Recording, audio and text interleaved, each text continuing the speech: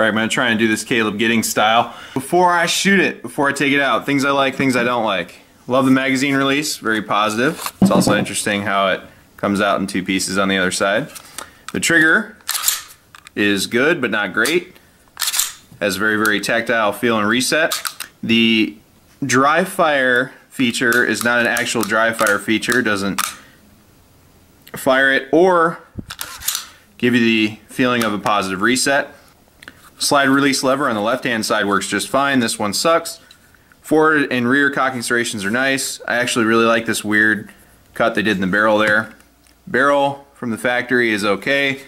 Mine has a cute little piece missing. I haven't even shot it yet. Finish is good. Takedown sucks. Super difficult to do. I don't know if it's just mine or what, but I have to put an exuberant amount of effort into it just to take it down. So internals are great, chassis system's cute, recoil spring's nice, barrel's solid, and I'm pretty sure this is made out of some crappy metal because it has that case hardening look like spilled gasoline on the ground. So looking forward to shooting it. Size is good, capacity is excellent for size, but it is bigger than your Glock 19, which I know people hate. So time will tell. Can't wait to shoot it. This plastic sucks. This is factory grease. They made all these cute little etchings in the frame from grease. So we'll see what happens. So far, I give it a B. We'll see if it pushes into the A category or drops down to a C. But I don't see it being lower than a C+. But we'll see.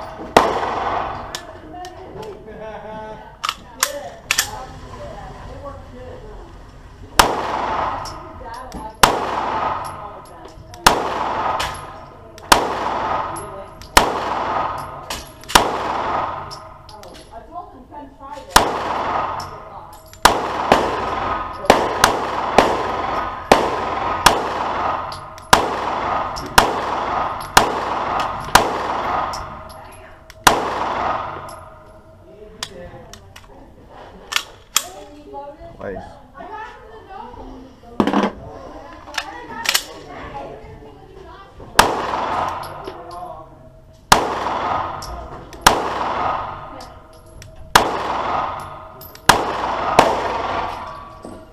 And now, the afterthoughts.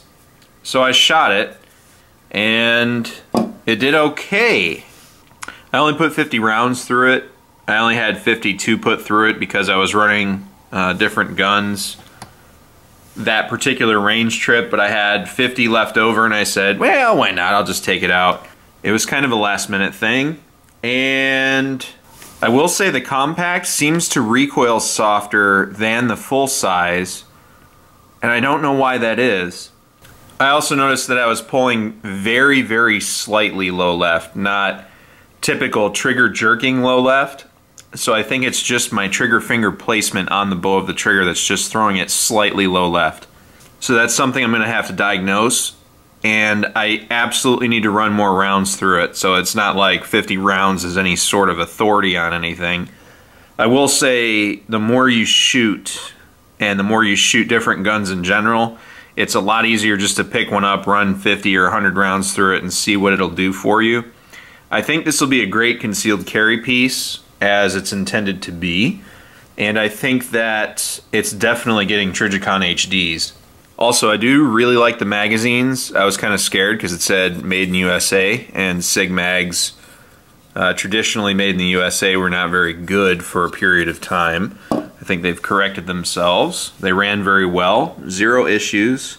I mean, again, only 50 rounds. I did have 2 failures to lock back out of 3 full mags and 1 5-round mag, and I'm not too happy about that because this is pretty low profile, and I don't think it could really get any more low profile than that. I mean, it could if you wanted to be technical about it, but the way it's designed, it's pretty flush. So I'm not too pumped about that. A few of you are going to ask, why is it so wet? Well, the first couple times I shoot a gun, I over lubricate it so the M Pro 7 has a chance to sink in there and essentially provide a base coat. So even if it's dry, then it will not be dry. But it cleaned up very easily, I must say. Again, only 50 rounds through it, but cleaned up very nicely and it shot well. I'm definitely keeping it, and I'm happy I bought it. There was someone at the range that worked there that was like, hey, where'd you get these? We can't find them. So I'm kind of happy I got it. And by the way, I got it for 400 bucks. So that's why I have this. I was not going to buy one of these, even though we're adopting them. And I said, well, if I can get one for $400, then I'll get one. And then they had a sale on base, and I was like, well, although I am paying for it because the grease etchings are still there. And I know a lot of you are going to be like, what's a grease etching? Is that even real? And it's this, I don't know what happened here, but that's from grease. You know, it's not a scratch. It's kind of amoebus. So that's that. But grip texture is pretty good. I like the trigger a lot, to be honest with you. It's a very nice, clean breaking trigger. I could shoot it quickly. I pulled the gun back and pressed it out a few times to see if my sight acquisition was the same every time, and it was for the most part, so it's a natural pointer for me.